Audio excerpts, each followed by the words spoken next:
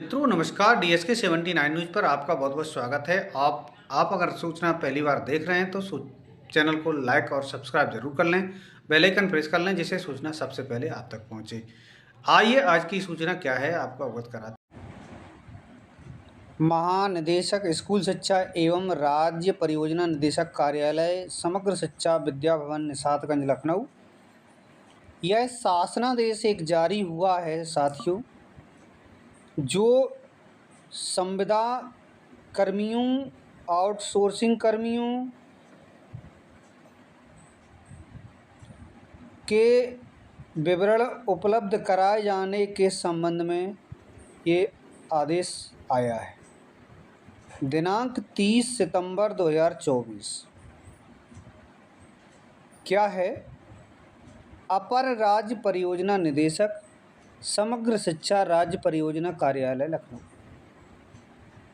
सेवा में निदेशक मध्याह्न भोजन प्राधिकरण उत्तर प्रदेश लखनऊ, शिक्षा निदेशक बेसिक शिक्षा निदेशालय उत्तर प्रदेश निशातगंज लखनऊ, निदेशक राज्य शैक्षिक अनुसंधान एवं शैक्षिक परिषद उत्तर प्रदेश निशातगंज लखनऊ, निदेशक साक्षरता एवं वैकल्पिक शिक्षा उर्दू एवं माध्य प्राच्य भाषाएं उत्तर प्रदेश लखनऊ, निदेशक राज्य शैक्षिक तकनीकी संस्थान उत्तर प्रदेश लखनऊ। ये हमारे राज्य के विभिन्न सचिवों के लिए आदेश किया गया है अपर परियोजना निदेशक द्वारा। पत्रांक अधि उत्तर प्रदेश शासन 60/90/2024 लखनऊ दिनांक 30 सितंबर 2024। विषय है प्रदेश में मानदेय संविदा आउटसोर्सिंग आदि पर कार्मिकों का विवरण उपलब्ध कराए जाने के संबंध में। महोदय कृपया उपर्युक्त विषय कार्मिक अनुभाग 2 उत्तर प्रदेश शासन के पत्रांक संख्या 476/47 का 2/2024 दिनांक 27 सितंबर 2024 की छायाप्रति संलग्न का संदर्भ ग्रहण करने का कष्ट करें, जिसके द्वारा विभाग में मानदेय संविदा आउटसोर्सिंग पर कार्यरत जनशक्ति से संबंधित सूचना निम्नलिखित निर्धारित प्रारूप पर उपलब्ध कराए जाने के संबंध अपेक्षा की गई है। क्रम संख्या मानदेय पर कार्यरत कर्मियों की संख्या, व्यक्तियों की संख्या, संविदा पर तैनात व्यक्तियों की संख्या, आउटसोर्सिंग पर तैनात व्यक्तियों की संख्या, अन्य प्रथा, दैनिक मजदूरी इत्यादि कार्यरत व्यक्तियों की संख्या, कुल योग।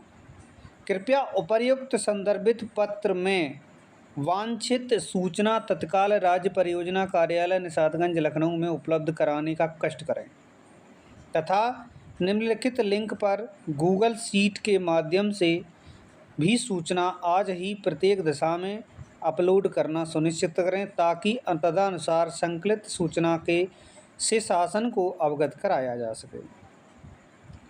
यह आउटसोर्सिंग, संविदा, दैनिक मजदूरी, अन्य प्रथा, दैनिक मजदूरी के लोगों की सूची सरकार ने मांग ली है।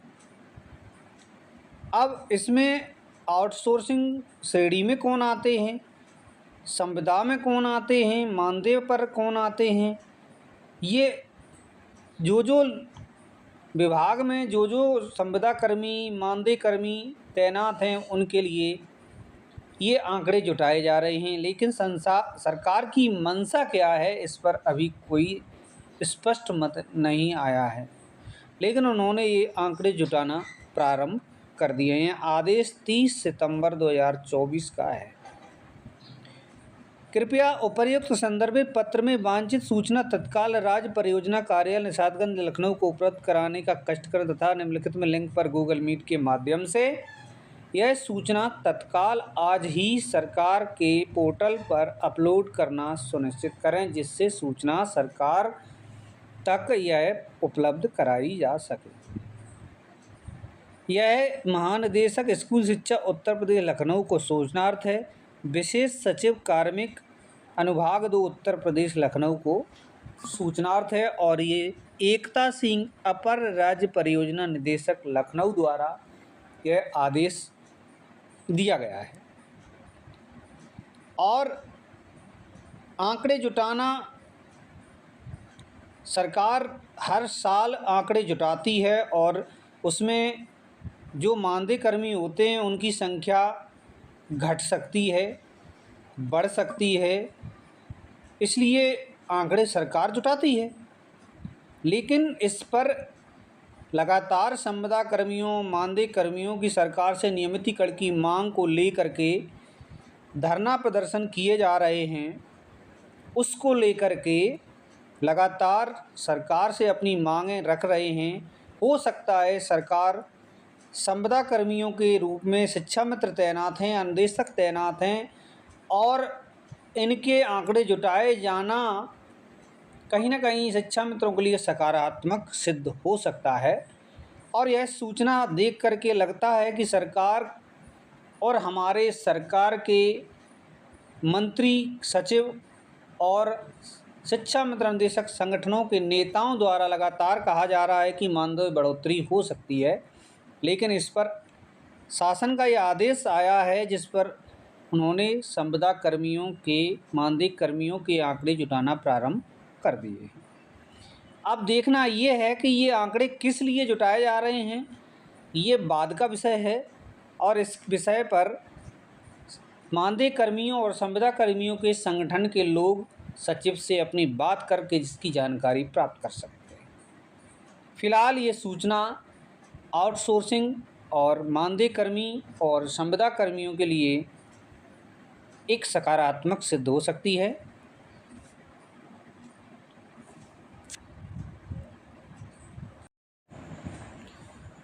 फैसला, इलाहाबाद हाई कोर्ट ने दाखिले के लिए स्नातक की शर्त हटाई। यूपी में इंटरमीडिएट पास छात्र कर सकेंगे डीएलएड। यह जो डीएलएड करने वाले अभ्यर्थी हैं उनके लिए ये खुशखबरी सिद्ध हो सकती है। जो स्नातक का फाउंडेशन सरकार ने लगाया था वह माननीय हाईकोर्ट ने इसको पर रोक लगा दी है। अब देखने की बात ये है कि ये क्या है आदेश, इस पर देखते हैं। इलाहाबाद हाई कोर्ट ने जिला एवं शिक्षा प्रशिक्षण संस्थान डाइट की ओर से संचालित डीएलएड 2 वर्षीय प्रशिक्षण पाठ्यक्रम में प्रवेश की अर्हता इंटरमीडिएट से बढ़ाकर स्नातक करने के राज्य सरकार के आदेश को रद्द कर दिया है। कोर्ट ने इस संबंध में जारी 9 सितंबर 2024 के शासनादेश के उस अंश को रद्द कर दिया जिसमें 2 वर्षीय पाठ्यक्रम में प्रवेश की अर्हता को बढ़ाकर इंटरमीडिएट से स्नातक कर दिया गया था। कोर्ट ने प्रदेश सरकार के निर्णय को संवैधानिक मनमाना और भेदभावपूर्ण करार दिया है। यशांक खंडेलवाल और 9 अन्य की याचिका पर सुनवाई करते हुए न्यायमूर्ति मनीष कुमार ने राज्य सरकार को निर्देश दिया है कि प्रवेश प्रक्रिया 12 दिसंबर तक चलेगी, इसलिए सभी याचियों को प्रवेश में भाग लेने की अनुमति दी जाए। याचियों में 9 सितंबर 2024 के जारी शासनादेश को यह कहते हुए चुनौती दी गई थी कि इसमें डीएलएड 2 वर्षीय पाठ्यक्रम की अर्हता राज्य सरकार ने इंटरमीडिएट से स्नातक कर दिया है, जबकि डीएलएड स्पेशल कोर्स जो दिव्यांग बच्चों को पढ़ाने का प्रशिक्षण है की अर्हता इंटर रही है और इस आदेश से कुछ वर्ग के अभ्यर्थी से भेदभाव होगा जो डीएलएड में प्रवेश चाहते हैं। इसके स्पेशल कोर्स की अर्हता अब इंटर पास है, इससे वर्ग में वर्ग पैदा हो जाएगा। प्रयागराज मुख्य उत्तर प्रदेश लोक सेवा आयोग ने समीक्षा अधिकारी एआरओ समीक्षा अधिकारी एआरओ 2023 की प्रारंभिक परीक्षा में बड़ा बदलाव किया है। अब प्रारंभिक परीक्षा में सामान्य अध्ययन और सामान्य हिंदी शब्द ज्ञान व्याकरण की अलग अलग परीक्षा की बजाय 3 घंटे का एक प्रश्न पत्र कराने का फैसला लिया है। इस संबंध में आयोग ने परीक्षा नियंत्रक हर्षदेव पांडे ने 9 अक्टूबर 2023 के विज्ञापन को शुद्धि पत्र सोमवार को जारी किया। बदले में पैटर्न में 3 घंटे के एक प्रश्न पत्र के पहले की तरह ही मान्य अध्ययन के 140 से हिंदी के 60 प्रश्न वस्तुनिष्ठ प्रकार के होंगे। प्रत्येक प्रश्न की सही उत्तर देने पर 1 अंक मिलेंगे। आयोग की ओर से 11 फरवरी को सुबह 9 से 9 साढ़े 9 बजे से 11:30 बजे तक पहली पाली में सामान्य अध्ययन और 2:30 बजे से 3:30 बजे तक की पाली में सामान्य हिंदी की परीक्षा कराई गई थी। आज से परिषदीय व माध्यमिक विद्यालयों में बदलेगा समय। परिषदीय व माध्यमिक विद्यालयों में मंगलवार से पठन पाठन के समय में बदलाव होगा। 1 अक्टूबर से परिषदीय विद्यालयों में सुबह 9 बजे से दोपहर 3 बजे तक पढ़ाई होगी। वहीं मौसमी बीमारियां डेंगू मलेरिया को देखते हुए बच्चों को फुल आस्तीन के कपड़े पहनने के लिए निर्देश दिए गए हैं। बेसिक शिक्षा विभाग की ओर से जारी शैक्षिक कैलेंडर के अनुसार 1 अप्रैल से 30 सितंबर तक सुबह 8 बजे से दोपहर 2 बजे तक और 1 अक्टूबर से 31 मार्च तक सुबह 9 बजे से दोपहर 3 बजे तक चलेंगे। माध्यमिक विद्यालय सुबह 9:30 बजे से चलेंगे और 1 अक्टूबर से माध्यमिक विद्यालयों का समय भी बदलेगा। माध्यमिक विद्यालय सुबह 9:30 से सुबह 3:30 दोपहर 3:30 तक चलेंगे। वर्तमान में यह 7:30 से 1:30 बजे तक चल रहे हैं। सुबह 15 मिनट प्रार्थना सभा होगी और उसके बाद 9:45 से 40-40 मिनट के 4 पीरियड पढ़ाई होगी। इसके बाद 25 मिनट का लंच, फिर 4 पीरियड पढ़ाई होगी। यह सूचना बेसिक शिक्षा के स्कूल और माध्यमिक शिक्षा के स्कूलों के लिए महत्वपूर्ण सूचना सिद्ध होगी और ये आज विद्यालय का समय बदल दिया गया है। परिषदीय विद्यालयों में शिक्षक के कड़े विरोध के बाद अब माध्यमिक शिक्षा के मंडल व जिला स्तर पर दफ्तरों में कर्मचारियों की बायोमेट्रिक हाजिरी लागू करने के निर्देश दिए गए हैं। कार्यालय से बाहर आने जाने वाले कर्मियों के बाहर से आने वाले लोगों के नाम भी एक रजिस्टर में दर्ज किए जाएं।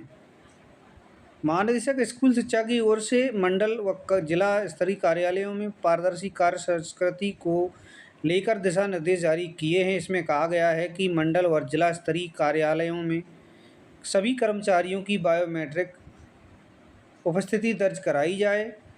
अधिकारियों, कर्मचारियों, कार्यालय के कक्ष, अन्य महत्वपूर्ण स्थलों पर CCTV कैमरा अनिवार्य रूप से लगाया जाए। कार्यालय में संदिग्ध लोगों के आने पर रोक लगाएं।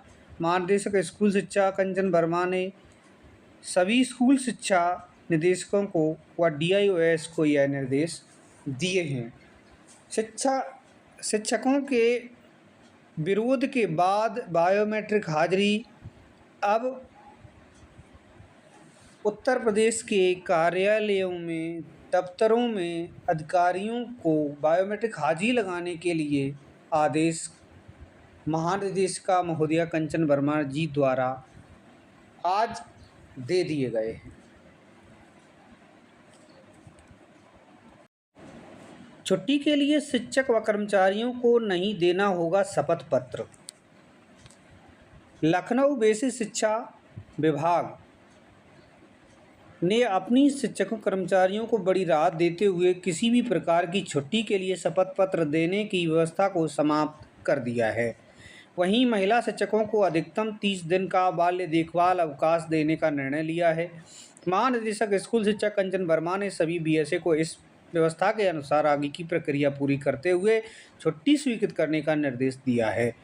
विभाग ने अवकाश की प्रक्रिया को सरल कर दिया है। इसके तहत किसी भी प्रकार की छुट्टी के लिए टॉप स्टाम्प पेपर पर शपथ पत्र नहीं देना होगा।